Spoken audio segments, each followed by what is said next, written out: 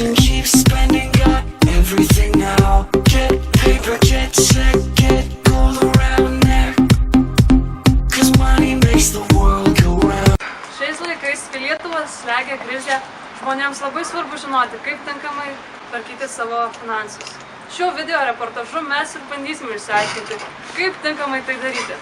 Taigi, iš pradžių pakalbinsime Alytaus Putinų gimnazijos ekonomikos mokytoją Donatą Vasiliauską. Sakykite, kaip reikia tvarkyti asmeninį biudžetą taip, kad jame niekada nebūtų skylų?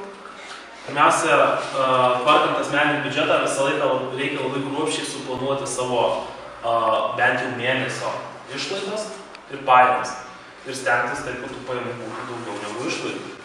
O kada tu planuoji tas pajamas ir išlaidas, tu susirašai, tu žinai, kiek tu pinigų, kam išleidi, tu žinai, kiek tu gausi pajamų, tu gali planuotis. Nes kai tu nieko nesirašai ir, sakykime, planuoji tik tai savo mintyse, tai mūsų galvos yra tikrai labai didelės ir protingos, bet ne tiek, kad mums ne kompiuteriai vis tiek teisingai. Tai svarbiausia yra rašytis ir planuoti. Jeigu suplanuotos išlaidos viršė tas pajamas, tai tada jau nelabai gerai. Tada jau mūsų asmeninis biudžetas yra deficitinis, kaip ir Lietuvos valstybės biudžetas yra deficitinis. Tai reikia stengtis planuoti taip, kad tos išlaidos bent jau būtų lygios pajamoms. O geriausia tai kai pajamos viršė išlaidas, tai tada būna gerai. Antrasis kalbinamas žmogus bus Rimvydas Širvinskas, dar geriau žinomas kaip Makalius. Taigi, Rimvydai, sakyk, kaip tvarkyti savo finansus, kad niekuomet nebūtum, kaip sakoma, minuse, kad viskas klostytųsi kuo geriausiai. Ir kad kiekvieną dieną turėtum šiek tiek pinigų, ne kišenėje ir galėtum ką nors nusipirkti.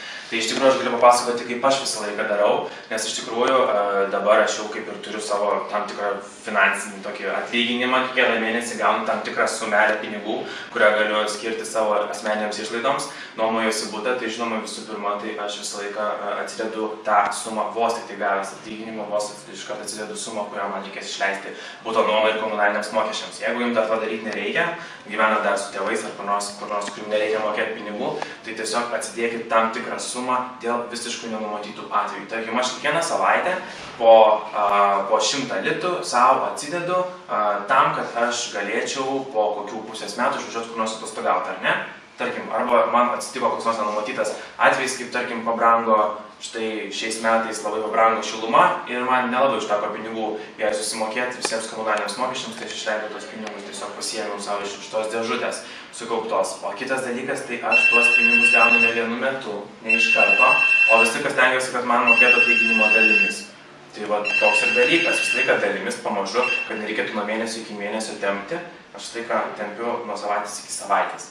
Dėl to, kad mažesni tarpeliai laiko, kada tu turi pasiskirti savo pinigus, kuriuos gauni, tarkim, ar kad ir kišenpinigus, ar ne, tai jeigu tu gauni kas savaitę, kiekvieną kartą, ne ten kartą per mėnesį naudoju kažkokią didelę sumą, tu iš karto norėtum išleisti.